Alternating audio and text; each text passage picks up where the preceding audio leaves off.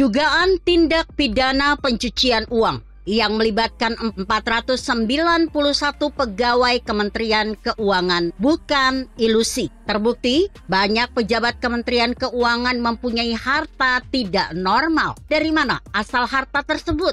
Ketika korupsi tidak tertangkap, maka uang hasil korupsi bertumpuk. Sebagian disimpan atas nama anak, istri, atau anggota keluarga lainnya. Sebagian lagi digunakan untuk beli aset seperti tanah, rumah, apartemen, atau kendaraan.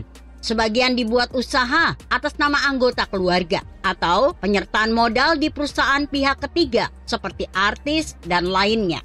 Ada juga diinvestasikan di pasar modal. Begitulah modus koruptor menyimpan harta hasil korupsi. Transaksi perbankan juga dipecah-pecah dalam jumlah kecil-kecil untuk mengelabui pengawas keuangan. Semua transaksi keuangan dan transaksi barang yang mencurigakan dilaporkan kepada PPATK oleh setidaknya 21 kategori pihak pelapor yang terdiri dari 16 kategori penyedia jasa keuangan dan 5 kategori penyedia barang, seperti perusahaan atau agen properti, pedagang kendaraan bermotor, pedagang permata dan perhiasan, dan lainnya. Setelah melalui analisis dan pemeriksaan, PPATK mendapat gambaran profil apakah transaksi orang bersangkutan melalui kategori normal atau diduga ada indikasi pencucian uang. Laporan hasil analisis LHA dan hasil pemeriksaan LHP kemudian diberikan kepada instansi-instansi pemerintah yang berkepentingan untuk menyelidiki dan menyidik lebih lanjut, termasuk kepada aparat penegak hukum, KPK, kepolisian, kejaksaan. Oleh karena itu, ketika pelaku korupsi tertangkap OTT, penegak hukum terkejut mengetahui harta yang bersangkutan sangat besar, jauh lebih besar dari kasus korupsi yang disangkakan. Seperti yang terjadi pada Gayus atau Angin Prayitno. Mereka kemudian juga dituntut dengan tindak pidana pencucian uang. Sekali lagi, dugaan pencucian uang di Kementerian Keuangan bukan ilusi. Buktinya, Rafael Alun sekarang menjadi tersangka dan ditahan KPK atas kasus gratifikasi. Padahal Rafael Alun tidak tertangkap tangan OTT. Artinya tidak ada barang bukti uang suap. Bagaimana bisa jadi tersangka? KPK bisa menetapkan Rafael Alun menjadi tersangka karena mempunyai bukti kuat transaksi keuangan yang sudah dianalisis dan diperiksa PPATK. Transaksi keuangan tersebut tampaknya melibatkan perusahaan konsultan pajak milik Rafael Alun serta aliran dananya. Dengan demikian, laporan PPATK cukup akurat untuk dijadikan penyelidikan dan penyidikan lebih lanjut untuk kemudian ditetapkan menjadi tersangka. Sehingga Mahfud tidak perlu membentuk Satgas TPPU. Satgas ini malah menjadi hambatan untuk usut tuntas dugaan pencucian uang yang melibatkan 491 pegawai Kementerian Keuangan ini. Pertama, Satgas melibatkan kejaksaan dan kepolisian.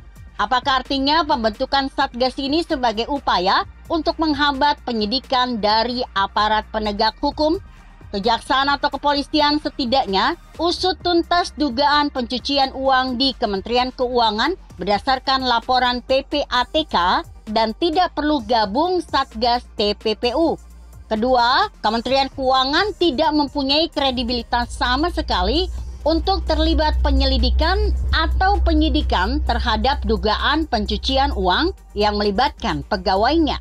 Karena kasus pencucian uang ini patut diduga kuat berasal dari korupsi atau gratifikasi yang melibatkan banyak pihak di Kementerian Keuangan. Seperti terbukti pada kasus Gayus Tambunan yang menyeret 27 nama. Kemudian dari persidangan Angin Prayitno terungkap, gratifikasi dibagi ke banyak pihak. 50% untuk direktur dan kepala subdirektorat dan 50% sisanya untuk tim pemeriksa pajak. Apa artinya? Korupsi kolektif? Tidak heran, Angin Prayitno ditangkap bersama tim pemeriksa pajak ketika itu karena korupsi dilakukan secara terstruktur dan sistematis melibatkan banyak pihak. Maka Kementerian Keuangan tidak bisa dipercaya untuk melakukan penyidikan dugaan pencucian uang ini. Kementerian Keuangan terbukti melindungi oknum yang melakukan korupsi atau menerima gratifikasi seperti yang terjadi di banyak kasus sebelumnya. Antara lain, kasus Denok Taviperiana dan Toto Hendriatno.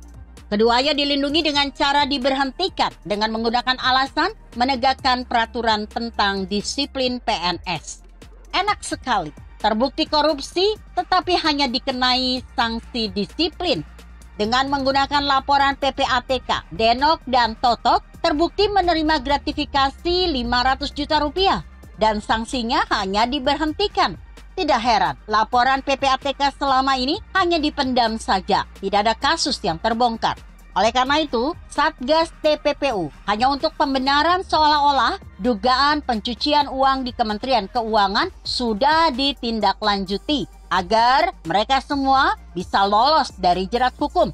Untuk itu, rakyat menolak pembentukan Satgas TPPU dan menuntut aparat penegak hukum bertindak secara profesional sesuai Undang-Undang Tindak Pidana Korupsi dan Tindak Pidana Pencucian Uang. Begitu kira-kira. Artikel ini ditulis Antoni Budiawan yang disadur dari rmol.id dengan judul Satgas TPPU bentukan Mahfud MD diduga untuk selamatkan penjahat pencucian uang. Bagaimana menurut Anda? Jika Anda berpendapat lain, tuliskan komentar Anda di bawah ini. Saya Emma, Karisma 90.